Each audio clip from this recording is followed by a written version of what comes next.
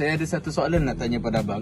Okey, pada pendapat abang, sebagai seorang peserta, adakah program ini dapat memperkasakan minat masyarakat dalam bidang seni ini, khususnya bidang nasyid lah yang abang sertai? Jadi pada pendapat saya rasa program ini memang penting untuk masyarakat, sebab saya rasa memang program ini berjaya memupuk minat anak-anak muda untuk berkecimpung dalam seni nasyid ini. Dan pada masa akan datang, saya harap program ini akan dapat dilaksanakan lagi.